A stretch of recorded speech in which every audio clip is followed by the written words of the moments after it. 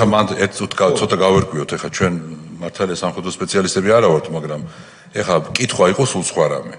ეხლა ჯარის ნაწილი გნებავთ სპეცდანიშნულების ნაწილი სადღაც შეასრულებს ამოცანას, სადღაც შეიძლება ვერ შეასრულებს.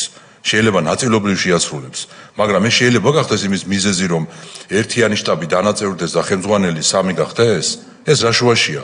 მე გეკითხები თქვენ, რომ საომარი მოქმედებების დროს შეიძლება ნაწილი შეასრულო, ნაწილი არ შეასრულო, თქვენზე ვსაუბრობ ამ შემთხვევაში. მაგრამ თქვენ რატო ჩათვალეთ საჭიროდ, რომ ნაწილი რაღაც ვერ შეასრულეთ და ამიტომ ეხლა მერაბიშვილისთვის უნდა დაგერეკათ და არა გეშტაბისთვის. ბატონო? არ დამირეკია, კიდევ იმას ვარ. არა, როგორ ეხლა არ თქვით კაცო. მე რო ავედი ზემო ნიქოში, თვითონ დამირეკა იმ რა ქვია მინისტრმა. დამირეკა, არ ვაპირებდი იქ დარეკოს. ბატონ შალვა, ნახეთ, მე კიდევ ერთხელ ვიმეორებ. თქვენს დადანაშაულებაზე არ არის საუბარი, არც ბრალეულობაზე. უბრალოდ თქვენგან როგორც სამხედრო სპეციალისტისგან, ძალოვანი უწყების სპეციალისტისგან გჭირდებოდა ეს პასუხი, რომ ეხლა გეტყვით, გავაგრძელებ, ზემო ნიქოში რომ ვიყავი იქ, ხო, სიტყვაზე. იქ ვიქნებოდი იქამდე სანამ არ მივიღებდი გენშტაბისგან დავალება შემდეგ მოქმედებებზე.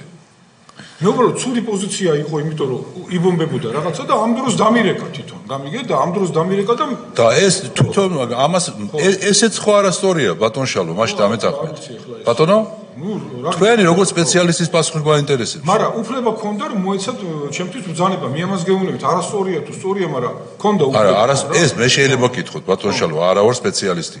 და თქვენ ამბობთ რომ 93 წლიდან გაიზარდეთ აი ამ ძალოვან სტრუქტურაში და ელემენტარული წესი ეს მე ვიცი ახლა რომ საომარ მოქმედებებში ხელმძღვანელი ერთია და გენერალური შტაბი ერთია და ხო შეიძლება და ახლა თქვენ ამბობთ რომ დამირეკა მინისტრმა და ეს მითხრაო მე დაერეკა 2 წუთის მერე გენშტაბს რომელიც შეასრულებდით თქვენ რომელ ბრძანებას შეასრულებდით რომელია უპირატესი ასე დროს აი ეს პასუხი მინდა თქვენგან და იმის აღიარება გვინდა რომ არ იყო იქ კოორდინაცია სამწუხაროდ ის რომ თქვენ მობილური ტელეფონებით თქვენ თვითონ თქვით რომ იყო საფრთხე რომ მოისმენდნენ ამას მაგრამ სხვა საშუალება არ ქონდათ ის რომ არ იყო ერთიანი კოორდინაცია ის რომ არ იყო ერთი ხელმძღვანელი და თქვენვე აღწერთ აქ რომ ხან ერთი გირეკავდათ ხან მეორე გირეკავდათ კიდევ ერთხელ ვიმეორებ ჩვენ აქ ვიკვლევთ პოლიტიკური ხელმძღვანელობის ნაბიჯებს და არა ამ შემთხვევაში თქვენს ბრალეულობას და მით უმეტეს ძალოვანი სტრუქტურების.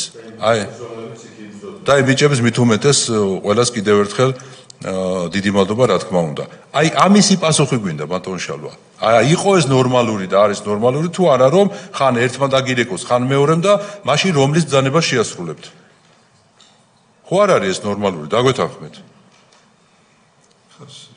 სამხედრო არმია და დავალებას და ბრძანებას რომ მიიღებ ის უნდა ვისგან? ვიცი რა. ვისაც აქ ამის უფლება ხო ბატონო გურამ დაგეხმარებით თუ არის უკადრისებთ. ძალიან კარგი კითხვა დასვით თქვენ. როდესაც ადამიანი არის გასული ველზე, რა მნიშვნელობა აქვს რას აკეთებს? მით უმეტეს როცა არის სამხედრო და იცავს სახელმწიფოს და მის სუვერენიტეტს.